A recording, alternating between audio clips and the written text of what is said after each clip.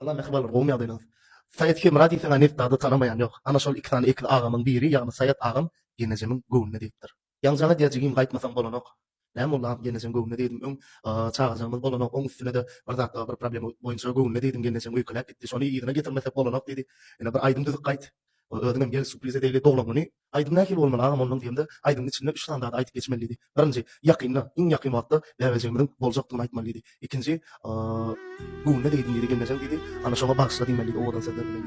Üçüncü ne dedim? Geneceğim doğulamını unutmamalıydı. 3 tane daha diye aydın içine yerleştirdik mehvalı. Dinlen konup bakanır aytma. Dur. Ağalar. Gayrat edin. Genecelerimizin gönlüne değmeyecek olaydı.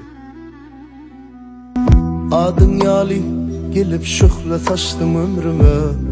Deydim bugün söygülüyüm senin gönlüme. Bilyana dünyada vakt senden başkası yalan. Şükrediyen sen bilen her var geçen günüme.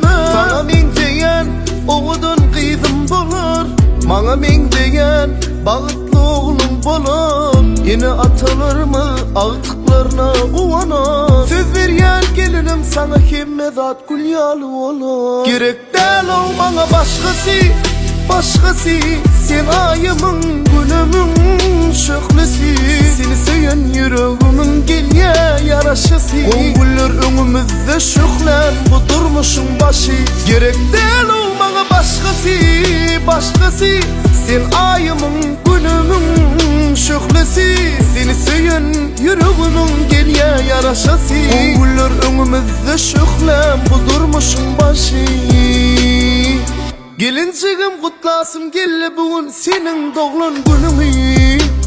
Ele alıp ovadınca gülümü. Vah bar ya sana taraf. Vah bilyen senin sayıdını göresin gelli. Bu zat durul karaca gözün bakışından belli. Durmuştu yanlışmayan hiç fıradım yoktur gülüm. Söyün yüreğim ökün ya bağışla dimene gelli. Gerek değil o bana başkası. Sen ayımın günümün şöhlesi. Seni söyün yüreğimin gelye yaraşısı. Konguller önümüzde şöhlen bu durmuşun başı. Gerek değil o bana başkası. Sen ayımın günümün şöhlesi. Seni söyün yüreğimin gelye yaraşısı. Konguller önümüzde şöhlen bu durmuşun başı. Men şeyle var inanyan Allah Tağalan bize ulluqan bir soğut berjegine. Ol soğut näme diýänmi? Ejesi ýaly dünýäniň iň owadan gyýdyny perden edip men gujogyma. Kakysy ýaly bagtly oglan perdendi senin gujogyna berjekdigini inanyan. Biz söz verdik birek-birege. Kıyın günüňde, gow günüňde ýanynda boljak diýip. Sen maňa berýän mehriňi senden başga bir jagy berip biler. Olam senden boljak gyýdymdyr. Şon üçin gerek değil o bana başkası. Sen ayımın günümün şöhlesi.